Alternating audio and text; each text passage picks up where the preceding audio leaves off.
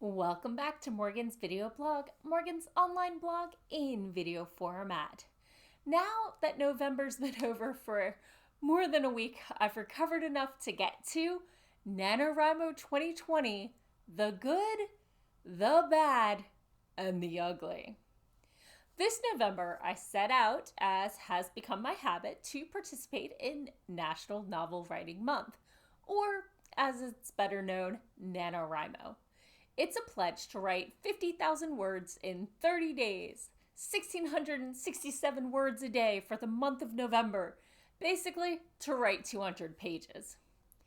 These days, it's not quite a full manuscript for anything young adult or older, but it's definitely nothing to scoff at. While word count isn't by any means everything when it comes to writing a novel, I find that watching those metrics go up helps keep me motivated and on track.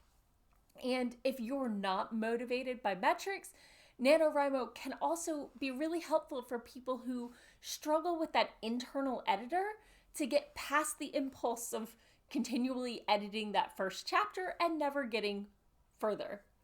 Even for heavy planners, the story isn't gonna look usually like you expect it to when you finish. Now, some people sprint through the whole NaNoWriMo thing in 2 days and keep going, racking up hundreds of thousands of words. Others lose traction after like 500 words. But anyone who ends the month with more words than they started with, especially more words than they would have had they not tried to participate, shouldn't consider themselves a loser. They are closer to finishing a manuscript than when they started, which is really what this whole thing is about. But in the name of accountability, I'm going to share how my NaNoWriMo went. The good. Well, I got my words in. I even managed to hit the daily 1,667 words every night before I went to bed. With a few extra words finishing out paragraphs and whatnot, I actually ended up the month with 53,164 words. Who was it? William Shakespeare, I think, who said, "Know thyself"? Well, I know what I personally need in order to, quote, win NaNoWriMo. I've done this before, and this makes my 6th out of 8 years, not counting 2 half-hearted attempts before. Of course, my work is flexible, I have no kids, and my family obligations are not terribly time-consuming. There are tons of people out there, it might be you, with a lot more on their plate, and I recognize that NaNoWriMo is not for everyone based on both the word count targets and the annual timing. Both can be factors against many aspiring writers.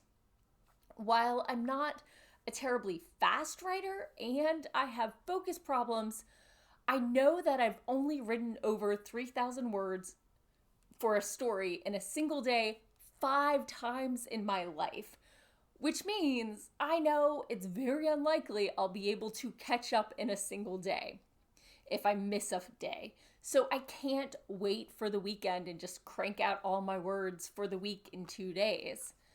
I'm the turtle, slow and steady, but I can't afford a break if I'm gonna hit my word target.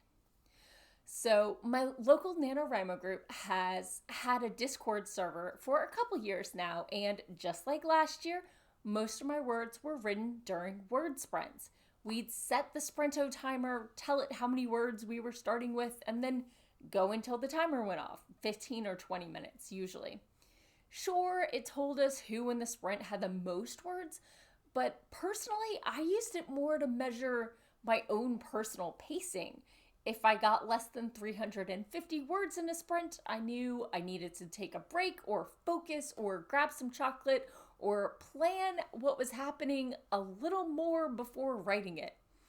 Although I did have a 720 word sprint in 20 minutes, which was my all-time high this year. Pretty proud of that one. Plus, I didn't even have to count my blog posts as part of my daily target.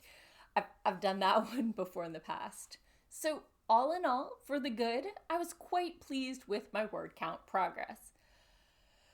Let's talk about the bad. My story isn't even close to finished, and I'm not really sure if the scene I'm working on right now even belongs in this story, but when you're an interstellar navigator, you've got to at least fly out on the ship, and why not start off taking the local octopus children on an in-system field trip? Anyway, come January, I'm going to be sitting down to finish this silly book. Nano is a bit of a stretch for me, so I'll likely set a monthly goal at like 25,000, maybe 30,000 words a month until I finish. Should be February, March at the latest.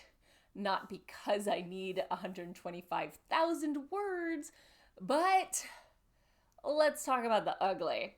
My pacing for this story is pretty much a disaster.